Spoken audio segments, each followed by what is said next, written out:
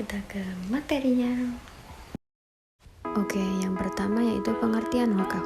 Wakaf adalah perbuatan hukum wakif untuk memisahkan dan atau menyerahkan sebagian harta benda miliknya untuk dimanfaatkan selamanya atau untuk jangka waktu tertentu sesuai dengan kepentingannya guna keperluan ibadah dan atau kesejahteraan umum sesuai syariah. Wakaf adalah istilah dalam bahasa Arab.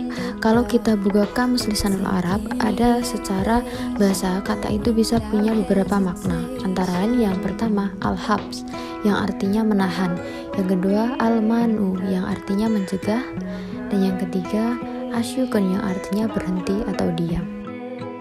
Selanjutnya menurut para ulama fikih, mazhab Hanafi, wakaf yaitu menahan benda wakif atau orang yang berwakaf dan menyedekahkannya untuk kebaikan. Yang kedua, mazhab Maliki adalah menjadikan manfaat harta wakif baik berupa sewa atau hasilnya untuk diberikan kepada yang berhak secara berjangka waktu sesuai kehendak wakif.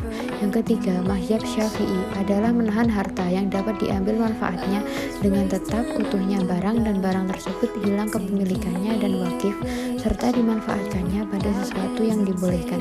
Yang keempat, mazhab Hambali yaitu menahan secara mutlak kebebasan pemilik harta dalam menjalankan hartanya yang bermanfaat dengan tetap utuhnya harta dan memutuskan seluruh hak penguasaan terhadap harta, sedangkan manfaat harta adalah untuk kebaikan dalam mendekatkan diri kepada Allah. Yang selanjutnya ada dasar hukum wakaf.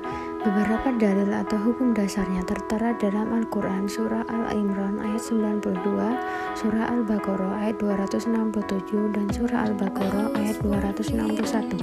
Selain itu, ada juga hadis yang digunakan sebagai dasar hukum, seperti hadis yang diriwayatkan oleh Bukhari dan Muslim. Yang selanjutnya yaitu rukun wakaf. Yang pertama, wakif, orang yang mewakafkan harta. Yang kedua, mauquf bih, barang atau harta yang diwakafkan. Yang ketiga, mauquf alaih, pihak yang diberi wakaf atau peruntukan wakaf. Yang keempat, sigot. Sigot adalah pernyataan atau ikrar wakif sebagai suatu kehendak untuk mewakafkan sebagian harta bendanya. Syarat wakaf. Yang pertama, wakif. Dalam hal ini, syarat wakif adalah merdeka, berakal sehat, balik atau dewasa, tidak berada di bawah pengampunan, karena wakif adalah pemilik sempurna harta yang diwakafkan. Maka wakaf hanya bisa dilakukan jika tanahnya adalah milik sempurna wakif tersebut. Yang kedua, mauquf bih. Yang pertama, harta wakaf itu memiliki nilai atau ada harganya. Yang kedua, harta wakaf itu jelas bentuknya. Yang ketiga, harta wakaf itu merupakan hak milik dari wakif. Yang keempat, harta wakif itu berupa benda yang tidak bergerak seperti tanah atau benda yang disesuaikan dengan wakaf yang ada. Yang ketiga, mauquf alaih. Wakaf harus dimanfaatkan dalam batas-batas yang diperbolehkan oleh syariat Islam. Karena pada dasarnya wakaf merupakan amal yang bertujuan mendekatkan manusia kepada Tuhan. Yang selanjutnya ada sigot. Pernyataan wakaf dapat dikemukakan dengan tulisan, lisan, atau suatu isyarat yang dapat dipahami maksudnya. Syarat syahnya sigot ijab baik lisan maupun tulisan ialah yang pertama, sigot harus menjaza, terjadi seketika atau selesai. Maksudnya ialah sigot tersebut menunjukkan terjadi dan terlaksanakannya wakaf seketika setelah sigot ijab diucapkan atau ditulis. Yang kedua, sigot tidak diikuti syatar batil atau palsu. Maksudnya ialah syarat yang menodai atau mencederai dasar wakaf atau meniadakan hukumnya, yakni kelaziman dan keabadian. Yang ketiga, sigot tidak diikuti pembatasan waktu tertentu. Dengan kata lain bahwa wakaf tersebut untuk selamanya.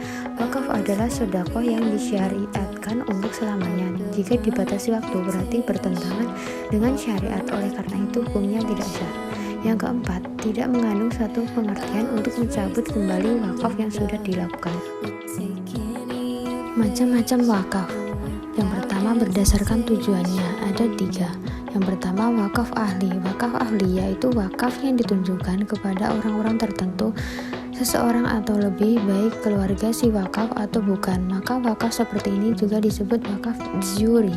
Yang kedua, wakaf khairi, yaitu wakaf yang secara tegas untuk kepentingan agama atau keagamaan, untuk kemasyarakatan atau kebijakan umum, seperti wakaf yang diserahkan untuk keperluan pembangunan masjid, sekolahan, jembatan, rumah sakit, panti asuhan anak, yatim, dan sebagainya.